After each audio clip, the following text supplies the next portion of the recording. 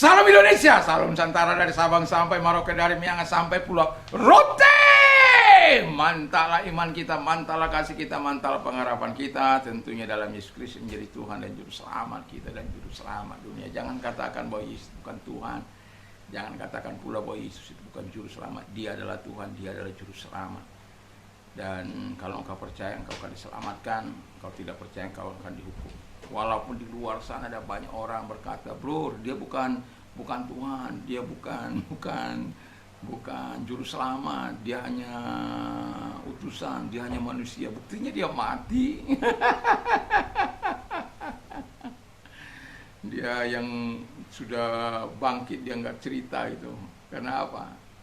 Kalau dia bangkit dan naik ke surga, nggak ada manusia terkecuali dia, ya.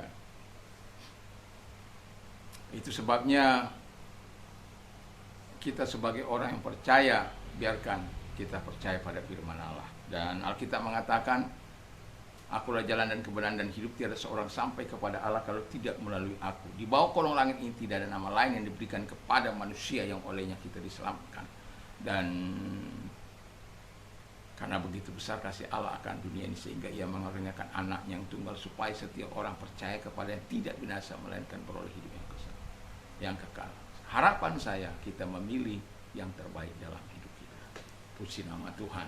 Sehingga pilihan kita mengarah kepada hidup yang kekal, bukan kepada kematian yang kekal. Sebagaimana kemarin saya berbicara soal di mana upah dari memilih Tuhan yang salah, yaitu kematian kekal, dan bagi memilih Tuhan yang benar, kehidupan yang kekal. Puji nama Tuhan. Saya akan membacakan dalam satu ayat dalam Roma 5 ayat 1. Sebab itu kita yang dibenarkan karena iman, kita hidup dalam damai sejahtera dengan Allah oleh karena Tuhan kita Yesus Kristus. Peace with God, ya. Damai dengan Allah. Tentu kita ingin bertanya-tanya dan ingin menimbulkan sebuah pertanyaan. Apa sih damai dengan Allah itu? Kan itu. Karena damai-damai, kita tahu itu damai, shalom, ya. Kita tahu shalom itu, masih ingat ada 4 hal, yaitu peace, damai sejahtera sendiri, terus welfare, kesejahteraan, completeness, kesempurnaan, kedewasaan dalam Tuhan, itu maksudnya. Lalu kemudian yang terakhir itu health, kesehatan, baik jasmani maupun rohani. Sementara irini, epsilon ketemu iota, itu menjadi i, dibaca i, ya. Jadi eta ketemu air, ro itu menjadi ri, ya. Jadi irini, ya. Jadi i. Jadi irini pronunciation dalam Greek modern. Nah, itu artinya itu juga damai sejahtera, peace, juga sama, yang itu ketenangan secara batin, ya. Quietness in heart. Rest, ya. Jadi rest itu juga bisa menjadi ketenangan dalam batin yang luar biasa. Nah, jadi arti dari damai dengan Allah ialah yang pertama, kita telah didamaikan dengan Allah. Haleluya. Jadi kalau kita mengalami damai dengan Allah, itu bukan karena karyamu itu, bukan karena hebatmu itu. Jadi kalau engkau mau damai dengan Allah, Alkitab katakan, tinggalkan itu dosa, terima itu Yesus, dan akui dia sebagai Yesus, sebagai Tuhan yang menebus engkau, yang menyelamatkan engkau. Ya. Jadi kita telah didamaikan dengan Allah oleh iman kita. Karena apa? Kita menerima Yesus sebagai Tuhan dan Juru Selamat kita. Kita menerima dia dalam hati kita, dalam hidup kita, dan kita aplikasikan di tengah-tengah kehidupan kita. Dan dengan damai itu kita juga dikatakan firman Allah mempunyai jalan masuk kepada kasih karunia. Nanti saya akan menceritakan apa sih kasih karunia itu. Jadi jalan masuk kepada kasih karunia yang luar biasa. Bayangkan kalau engkau anak presiden saja itu sudah luar biasa engkau mendapatkan hal privilege dari negara. Apalagi kita mendapat kasih karunia dari sorga, grace-nya Allah. Luar biasa tentu. Tapi saya tidak berbicara soal itu. Tetapi kita mendapatkan pintu jalan masuk untuk ke situ. Oleh siapa? Oleh Yesus Kristus yang sudah mati di kayu salib oleh karena pelanggaran dan dosa kita. Walaupun ada banyak orang melecehkan dia, tidak menganggap hasil karyanya, melecehkan dia, merendahkan dia, biarkan saja. Yang anehnya melecehkan itu bukan orang-orang yang tidak paham, tapi memutar balik. Mereka datang dari kekristenan, tapi kemudian murtad. Ya. Lalu yang didalaminya bukan apa yang dipercayanya sekarang, justru ya.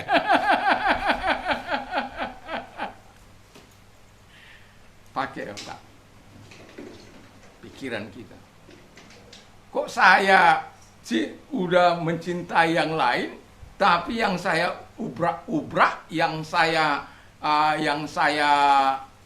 dalami bukan apa yang saya percayai.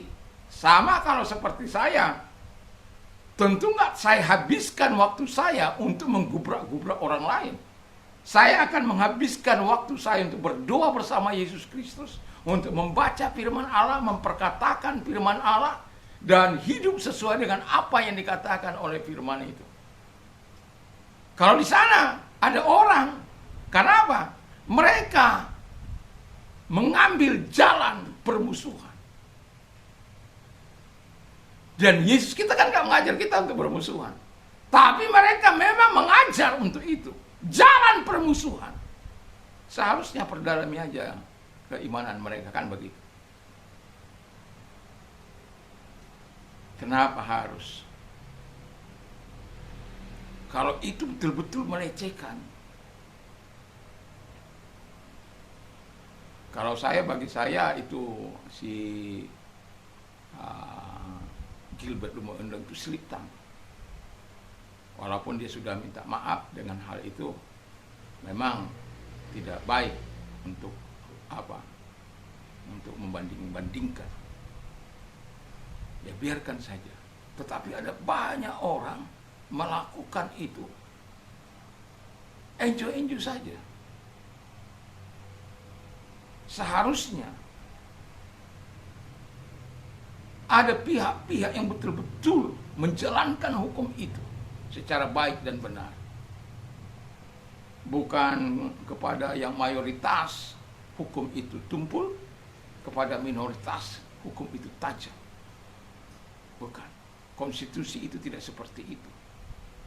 Konstitusi itu semua orang sama di hadapan hukum. Tapi apakah demikian? Oh no. Alkitab mengatakan tidak ada keadilan di dunia ini. Nanti tunggu hakim yang adil itu akan mengadili. Itu sebabnya perlu kita didamaikan dengan Allah supaya hati kita tidak penuh kebencian kepada orang lain.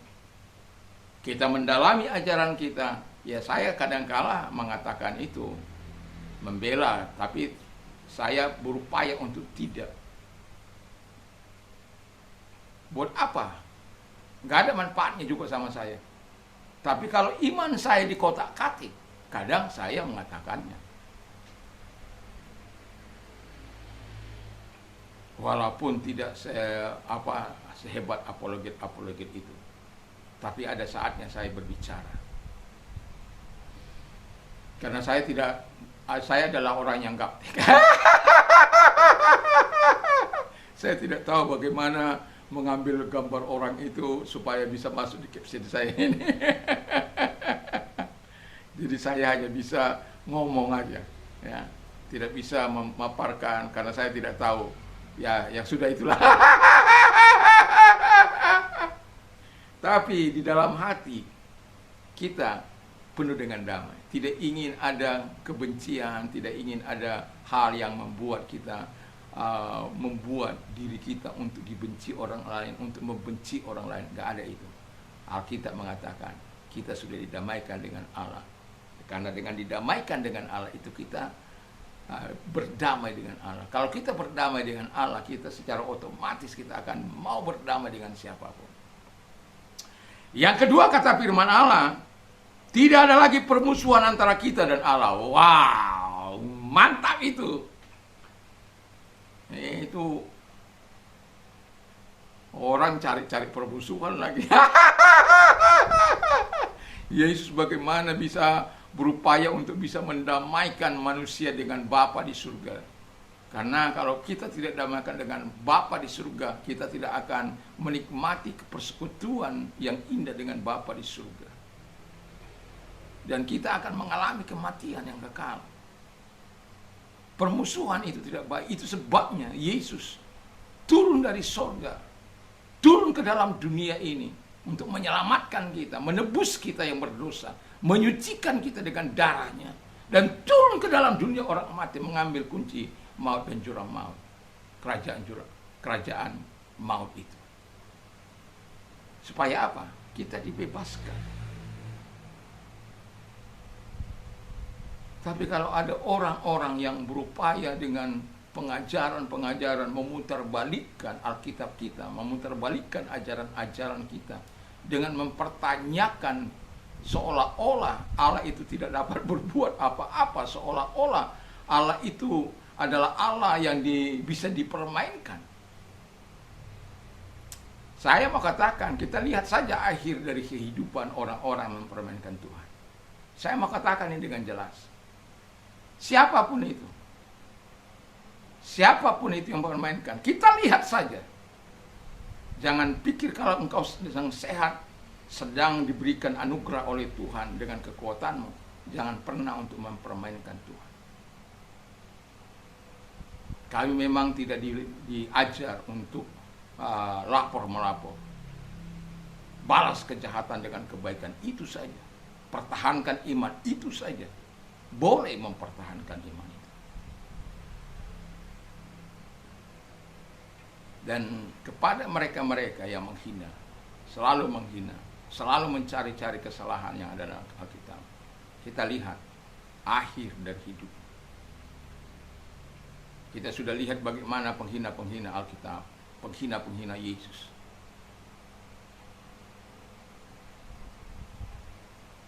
Itu sebabnya gak usahlah ya, perdalam saja ajaran kami, memperdalam ajaran kami. Kami mencintai Yesus kami dengan sungguh. Kenapa engkau pertanyakan iman kami kepada Yesus? Kenapa harus kau rendahkan iman kami kepada Yesus? Teguhkan aja imanmu kepada apa yang kau percaya. Kami akan teguhkan iman kami kepada apa yang kami percaya. Itu sudah jalan yang kami pilih. Gak perlu kamu untuk menyesat-nyesatkan. Manusia berusaha untuk mencari permusuhan, tapi Yesus datang untuk memberikan perdamaian dengan Bapa di surga. Supaya apa? Supaya kita tidak lagi bermusuhan, dosa tidak lagi menguasai kehidupan kita, ya. Dan akhirnya ketika kita punya hubungan baik dengan Allah dan kita diselamatkan, kita mendapatkan perolehan kekudusan dari Dia, pembenaran dari Dia. Wow. Itu sebabnya damai dengan Allah itu sangat kita dambakan dalam hidup ini. Di bumi ini, bukan hanya di surga nanti kita terima, di bumi ini. Kalau orang nggak damai itu dia cari permusuhan. Kalau orang nggak damai itu hatinya, dia cari-cari. Karena dia nggak damai. Dia ingin orang-orang juga nggak damai.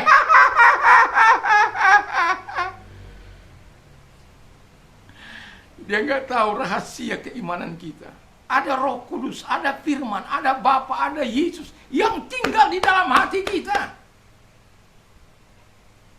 Kalau mereka kan nggak mungkin Tuhan mereka tinggal dalam hati. Itu bisa.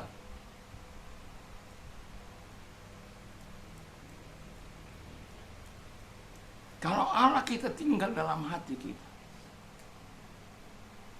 Mereka-mereka yang percaya pun nggak bisa tinggal, tidak percaya kepada Tuhan, nggak bisa tinggal di Yesus.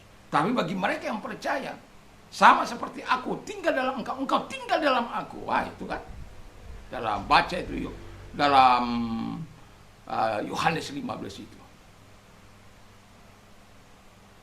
Ayat 1 sampai 8. Nanti engkau akan lihat di situ bagaimana kita dengan Bapa di surga, dengan Yesus itu. Dan yang terakhir kata firman Allah, tidak ada lagi dosa yang menghalangi hubungan kita dengan Allah. Tidak ada permusuhan antara kita dengan Allah. Yang ketiga, tidak ada lagi dosa yang menghalangi hubungan kita dengan Allah. Roh Kudus tinggal dalam hati kita, menuntun kita. Yesus yang mati karena dosa-dosa kita, ya. Jadi tidak ada dosa karena apa? Karena kita sudah dibenarkan oleh Yesus melalui kematiannya di kayu salib. Jadi dosa tidak punya hak untuk menuntut. Setan tidak punya hak untuk menuntut kita. Tidak ada lagi halangan. Dan akibatnya Alkitab katakan, ya, kita akan memperoleh hal yang indah dari Tuhan itu. Kekudusan, pembenaran. Karena tidak ada lagi dosa yang menghalangi kita dengan. Jadi doa-doa kita pun langsung kepada Dia melalui Yesus Kristus. Dan saya mau katakan kepada kita, apakah kita hidup damai dengan Tuhan? Pertanyaan yang ini harus kita jawab. Apakah kita hidup damai dengan Tuhan? Kalau kita hidup damai dengan Tuhan, saya yakin dan percaya kita akan hidup damai dengan sesama kita. Siapapun itu, mau dari golongan apapun itu, agama apapun itu, warna kulit apapun itu, kita tidak memandang. Karena apa? Allah kita tidak memandang kita. Dia tidak memperlakukan kita sesuai dengan dosa dan kejahatan kita, tapi diperlakukan kita dengan kasih-Nya. Sesuatu yang sangat luar biasa. Dan itu sebabnya saya mau katakan, hiduplah dalam damai dengan Allah, supaya engkau bisa berdamai dengan sesamamu. Puji nama Tuhan. Mari kita tunduk kepada kita berdoa. Terima kasih Tuhan, biarlah Tuhan senantiasa menyertai kami, menolong kami untuk senantiasa berada bersama dengan kami. Di dalam nama Tuhan Yesus Kristus. Dan kami juga berdoa bagi mereka-mereka yang sakit, Tuhan, datang kepada mereka, karena hamba percaya Engkau tidak mengenal jarak, ruang maupun waktu. Saat hamba berdoa, mereka percaya Engkau mampu menolong mereka, menyembuhkan mereka dalam nama Yesus. Engkau sembuhkan baik ringan, menengah ataupun berat, bahkan tidak dapat lagi disembuhkan kata dokter, tapi Tuhan adalah Tuhan yang ahli dalam membuat mujizat. Engkau tolong mereka satu demi satu di dalam nama Yesus. Biarlah mujizat-Mu mereka alami. Terima kasih Bapa di surga, dalam nama Yesus. Kalau engkau dalam masalah yang berat dalam hidupmu, Yesus sudah berkata, marilah kepadaku hai kamu yang letih lesu dan berat-berat, aku akan memberikan kelegaan bagimu. Dalam nama Tuhan Yesus. Kalau engkau orangnya, mari angkat kedua belah tanganmu, kita berdoa. Tuhan Yesus, lihat tangan-tangan yang diangkat kepadamu. Tuhan tolong mereka di dalam nama Yesus, agar engkau Allah menolong mereka, memberkati mereka, dan memberikan jawaban sesuai dengan kebutuhan mereka. Karena engkau sudah berjanji akan memberikan kelegaan bagi mereka. Dan terima kasih buat pertolonganmu kepada mereka, buat menjawab segala kebutuhan mereka. Dalam nama Yesus, haleluya. Amin. Selamat pagi, selamat kita beraktivitas tentu bersama dengan Tuhan. Mantap, mantap.